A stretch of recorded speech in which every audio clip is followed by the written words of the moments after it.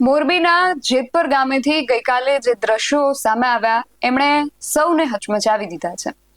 ખેડૂતો અને પોલીસ વચ્ચે થતા ઘર્ષણના સમાચાર આપણે અત્યાર સુધી જોયા અને સાંભળ્યા, પરંતુ જેતપર ગામે ગઈકાલે આ ગામની જે મહિલાઓ છે પણ પોતાના ખેતરોને બચાવવા માટે ત્યાં ખેતર માં જ્યાં વીજ પોલ નાખવામાં આવી રહ્યા હતા ત્યાં પહોંચી હતી અને આ જે મહિલાઓ હતી એ મહિલાઓને પણ પોલીસ દ્વારા ગઈકાલે ડિટેઇન કરવામાં આવી હતી અને મહિલાઓ સાથે જ્યારે આ પ્રકારનું વર્તન થયું ત્યારે ગુજરાતભરની અંદર આ જે ઘટના હતી એના પડઘા પડ્યા હતા। જેતપર ગામે જે ઘટના બની એને લઈને જે ખેડૂત આગેવાનો છે એ લોકો પણ રોષે ભરાયા છે। પાલભાઈ આંબલિયાએ આ બાબતને લઈને ચીમકી ઉચ્ચારી છે। શું છે સમગ્ર વિગત જાણીએ અહેવાલમાં। જય હિન્દ, BSI TV ન્યૂઝ પર આપની સાથે હું છું નિધિ ગઢવી। મોરબીના જેતપર ગામથી વીજ પોલના પ્રશ્નને લઈને વારંવાર હવે સમાચારો સામે આવી રહ્યા છે। આ ગામના જે ખેડૂતો છે એ આ બાબતને લઈને ખૂબ રોષે ભરાયા છે। આ જેતપર ગામ ત્યાંના જે ધારાસભ્ય છે અને મંત્રી છે કાંતિ અમૃતિયા, એમનું આ ગામ છે, છતાં ત્યાંના જે ખેડૂતો છે એમની પરિસ્થિતિ રોજબરોજ બગડતી જઈ રહી છે। ખેડૂતો અને પોલીસ વચ્ચેના જે ઘર્ષણના દ્રશ્યો છે હવે લગભગ દરરોજ સામે આવી રહ્યા છે। ગઈકાલે પણ આ ગામની જે મહિલાઓ છે પોતાના ખેતરોમાં પહોંચી હતી અને ત્યાં વીજ પોલ ન નાખવા દેવા માટે આ મહિલાઓ જે છે રણચંડી બની હતી, પરંતુ પોલીસ દ્વારા આ મહિલાઓની અટકાયત કરવામાં આવી। ત્યારબાદ ગુજરાતભરની અંદર આ બાબતને લઈને ઘણી ટીકાઓ થઈ રહી છે અને આ બાબતને લઈને કિસાન કોંગ્રેસના જે આગેવાન છે પાલભાઈ આંબલિયા, એમણે પણ પોતાની પ્રતિક્રિયા આપી છે।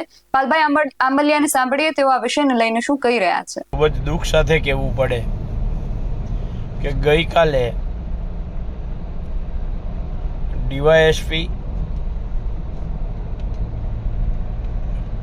SDM એટલે કે પ્રાંત અધિકારી,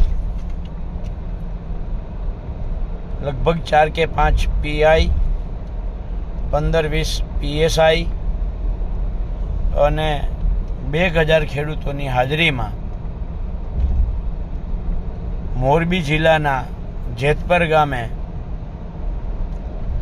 જે અદાણીની કંપનીની ટીમ થાંભલા ખોડવા માટે 300-400 પોલીસનો કાફલો લઈને આવી હતી। પહેલાં શરૂઆતમાં મામલતદાર આવ્યા, એમની સાથે ચર્ચા કરી અને કામ બંધ કરાવડાવ્યું। એટલે SDM આવ્યા એટલે કે પ્રાંત અધિકારી, એમની સાથે લીગલી કાયદાથી બધી જ વાત કરી અને એ આપ સૌએ જોયું પણ છે। કાલે કામ બંધ થયા પછી આજે આ સરકાર અને અદાણીના જે માણસો છે એને નક્કી થયું કે આજે તો પાલભાઈ દહેગામમાં ખેડૂતોને મિટિંગ માટે જવાના છે એટલે અહીંયા છે નહીં, મહેશભાઈ રાજકોટિયા સુરત જવાના છે એટલે અહીંયા છે નહીં, એટલે ખેડૂતોને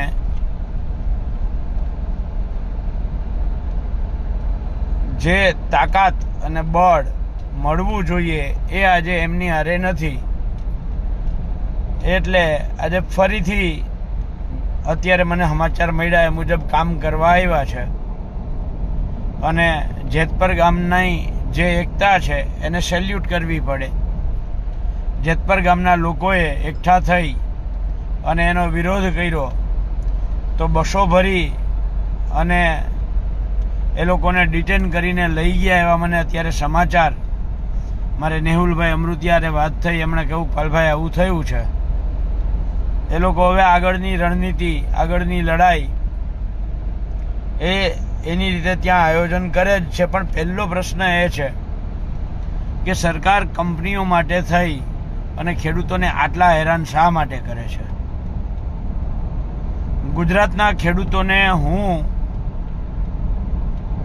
લગભગ 2016-17થી વારંવાર અવારનવાર એક જ વાત કરું છું કે ગુજરાતના ખેડૂતોએ જ્ઞાતિ, જાતિ, ધર્મ અને પક્ષ ભૂલીને ખેડૂતની વાત આવે, ખેડૂતની લડાઈ આવે ત્યારે મેદાનમાં આવી જવું જોઈએ। આ અત્યારે જે આ થયું છે વીજ લાઈનોમાં, એમાં આપણી જમીનમાં થાંભલા આવે છે એટલે આપણે નાનો મોટો ગણગણાટ કરીએ છીએ. હું આ નાનો મોટો જ ગણગણાટ કહું છું, કારણ કે સોશિયલ મીડિયામાં જે ગરમાવો છે આ ગરમાવો જમીન ઉપર આવવો જોઈએ. મિત્રો, ગુજરાતના ખાલી 5000 યુવાનો નક્કી કરે કે હું વિડીયો બનાવીને નાખીશ 15 તારીખ માટેનો. હું કોઈ પણ પોસ્ટ મૂકું એમાં એક વાત તો ચોક્કસ લખીશ, 15 જૂને ગાંધીનગર આવવાનું ભૂલાય નહીં કિસાન અધિકાર યાત્રામાં.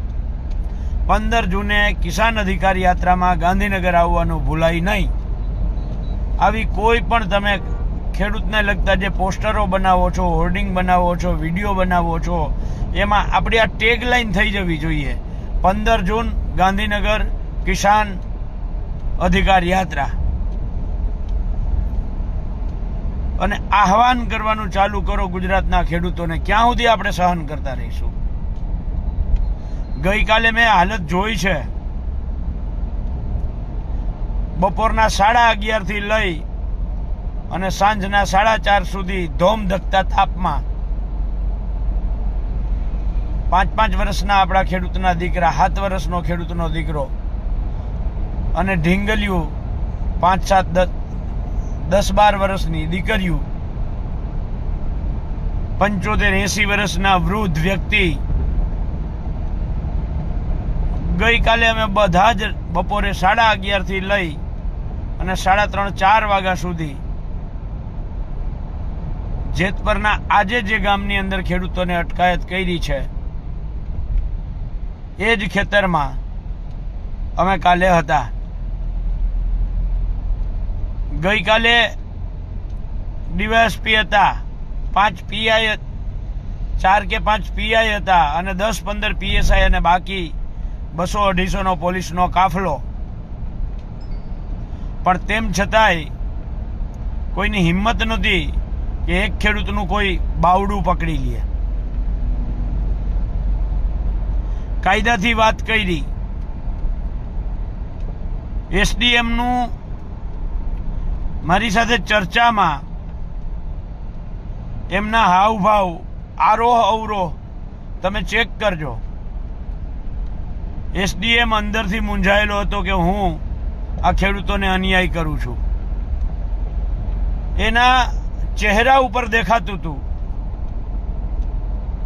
કે ક્યાંક ને ક્યાંક હું ખેડૂતોને અન્યાય કરું છું એવું એના ફેસ ઉપર, એની ફેસ રીડિંગ તમે કરો ને તો તમને ખબર પડતી હતી.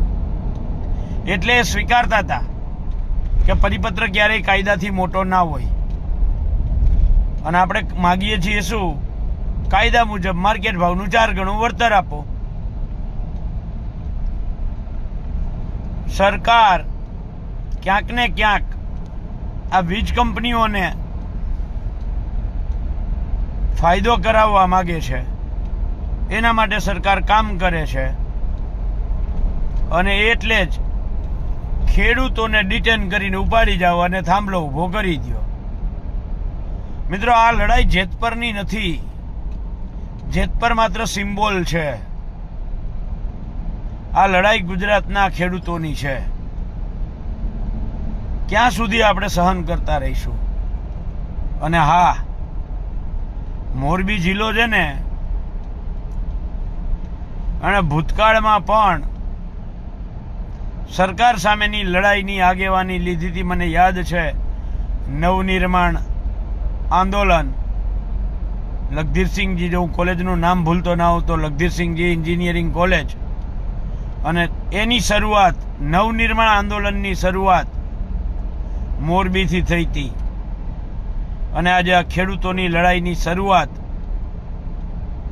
એ પણ મોરબીના જેતપર ગામે આગેવાની લીધી છે. સરકાર, અધિકારીઓ તમામને વિનંતી છે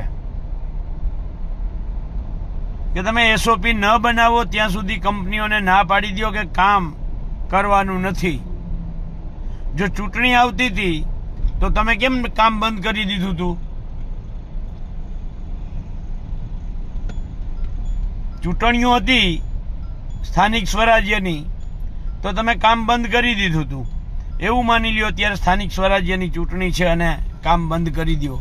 અને ખેડૂત ભાઈઓ, જો સરકાર કામ ના બંધ કરે તો આપણે 15 જૂને ગુજરાતના ખેડૂતોને આહવાન કરું છું, હાકલ કરું છું, 15 જૂને તમારી પાસે જ્યાંથી તમે હોવ, દ્વારકાથી હોવ કે દીવથી હોવ, એટલે કે ગીર સોમનાથ જિલ્લાથી હોવ,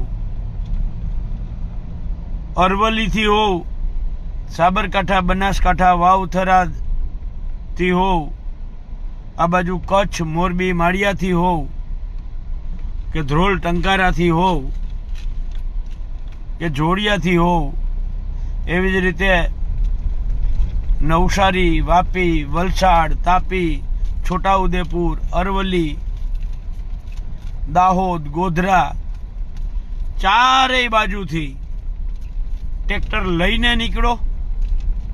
15 જૂને સવારે 10 વાગે શાંતિપુરા સર્કલ ખાતે પધારો. જો તમારી પાસે ટ્રેક્ટર ન હોય અથવા તો બહુ દૂરથી છો ને ટ્રેક્ટર નથી લઈ આવી શકતા, તો મેક્સિમમ ખેડૂતોને સંદેશો આપો કે આ લડાઈ આપણા હક અધિકારની લડાઈ છે. જો આજે નહીં જાગીએ તો આવનારા દિવસોમાં આપણી પેઢી આપણને માફ ન કરે એવી પરિસ્થિતિનું નિર્માણ આ સરકાર અને કંપનીઓ સાથે મળી અને ખેડૂતોનું કરવા જઈ રહી છે. એટલે 15 જૂને ગુજરાતના ખેડૂતોને પધારવા માટે આહવાન અને હાકલ.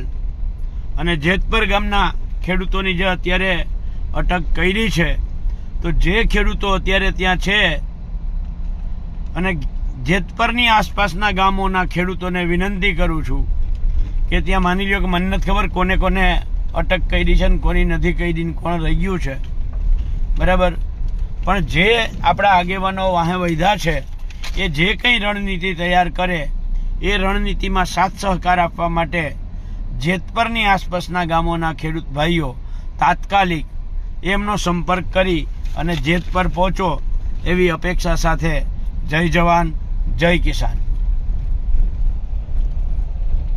તો પાલભાઈએ પણ એ જ વાત કરી છે કે આ જે દ્રશ્યો છે એમને હજુ પણ નાના લાગી રહ્યા છે. એમનું કહેવું છે કે સોશિયલ મીડિયાની અંદર જે ભારે લાગણી જેવી સ્થિતિ છે એ ખરેખર ગ્રાઉન્ડ પર આવે ત્યારે ખેડૂતોના જે પ્રશ્નો છે એનું સમાધાન થઈ શકે છે. એમણે વારંવાર 15મી તારીખે જે ટ્રેક્ટર રેલી થવાની છે એને લઈને ગુજરાતભરના ખેડૂતોને આહવાન કર્યું છે. હવે આગામી સમયમાં એ ખાસ જોવાનું રહેશે કે 15મી તારીખે શું થાય છે, કારણ કે સુરેન્દ્રનગરના કોંઢથી આજે અગ્નિની ચિંગારી પ્રજ્વલિત થઈ છે. હવે ગુજરાતભરની અંદર ખેડૂતોની અંદર રોષની જ્વાલા બનીને હવે પ્રગટી રહી છે અને 15મી તારીખે હવે આ જ્વાલા આગળ જતા શું સ્વરૂપ ધારણ કરે છે એ ખાસ જોવાનું રહેશે. તમારું આ સમગ્ર વિષયને લઈને અને ખાસ કરીને મોરબીના જેતપર ગામે આ જે ઘટના બની એને લઈને પાલભાઈ આંબલિયા દ્વારા જે પ્રતિક્રિયા આપવામાં આવી છે તેને લઈને શું માનવું છે અમને કમેન્ટ કરીને ચોક્કસથી જણાવજો. આવા જ વધુ અહેવાલો સાથે મળતા રહીશું. તમે મારી યુટ્યુબ ચેનલને સબસ્ક્રાઇબ કરવાનું અને અમને ફેસબુક અને ઇન્સ્ટાગ્રામ પર ફોલો કરવાનું ભૂલશો નહીં. બાકી અવનવી અપડેટ્સ માટે આપ જોતા રહો BS9 TV ન્યૂઝ. નમસ્કાર.